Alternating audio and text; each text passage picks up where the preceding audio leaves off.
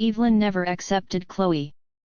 Her son Henry, a quiet and trusting librarian, had brought a bright, smiling artist into the house, and it seemed like an unnatural union to his mother. They were too different. Behind Chloe's flamboyance, Evelyn sensed deception. She noticed how she flinched at unexpected calls, how her gaze became glassy when news reports of accidents. She's hiding something from Henry, Evelyn told herself. Debts, perhaps a past infidelity. She began her silent war.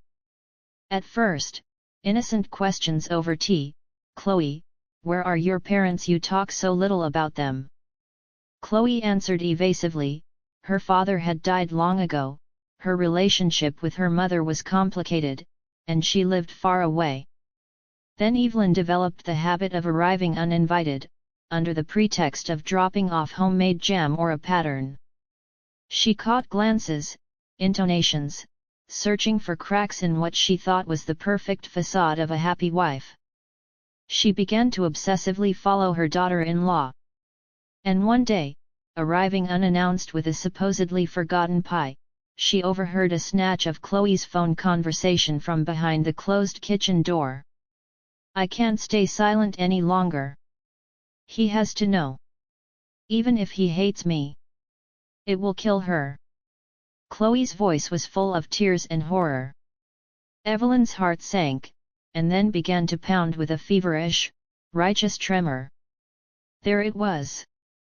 Infidelity. Or debts. Or something criminal. And she was planning tomorrow to give up everything, run away, break Henry's heart. Maternal instinct, mixed with years of suspicion, overwhelmed all reasonable boundaries. She didn't knock.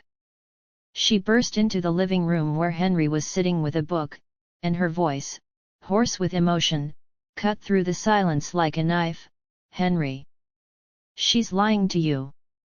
She's with someone, or she's dragged you into something terrible. I heard her arranging a meeting. She said, it will kill her. She was talking about me. She wants to get rid of me or run away. Henry's face became completely impassive, a mask of shock. Slowly, as if in slow motion, he closed the book, stood up, and, without a word to his mother, walked out onto the balcony. Evelyn heard muffled sounds, first Chloe's voice, frightened, then Henry's low, calm voice, then a deafening, chilling silence that lasted an eternity. When Henry returned to the living room, he was a different man. Not her son, but a tired, aged stranger with a shadow in his eyes.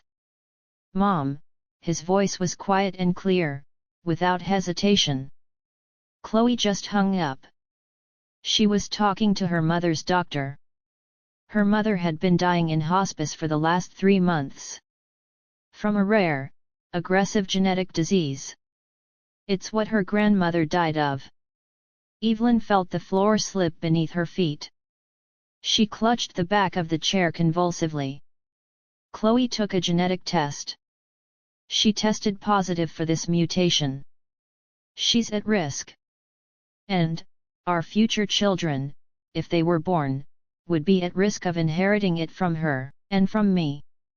I could be at risk of inheriting the predisposition, if it were in our genes. She didn't keep quiet because she wanted to deceive. She kept quiet because she was afraid. Afraid that this news, this shadow of the inevitable, would kill you. Would completely undermine you after Dad's death. She wanted to check everything, experience it alone, make a decision, and only then, tell us. And you tore the truth from her with screams and accusations. Chloe stood in the doorway. Not bright, not smiling. Small, hunched over, her face puffy from tears and empty eyes. She looked not at Henry, but at Evelyn. And there was no hatred in that gaze. There was an endless, all-consuming weariness and something akin to pity. It was more unbearable than any rage. The tragedy struck not with thunder, but with this icy silence. Evelyn, wanting to expose the deception, had uncovered someone else's abyss of despair and plunged herself forever into the very center of that pain. Henry took Chloe's hand and gently but inexorably led her into the bedroom, closing the door. Evelyn was left alone in the living room, in a house that was no longer her home or her son's refuge. She had come to save him, but she had taken away his last right, the right to a gradual, careful immersion in the truth. And the right to forgive her, Evelyn, for this intrusion. Now, this scene would forever stand between them, this look from Chloe, and the quiet, methodical tread of death's footsteps, which her mother had allowed into their home with her mistrust. On the table, a sunflower withered in a vase, Chloe's favorite flower, a symbol of sun and life, now casting only a long, distorted shadow on the wall.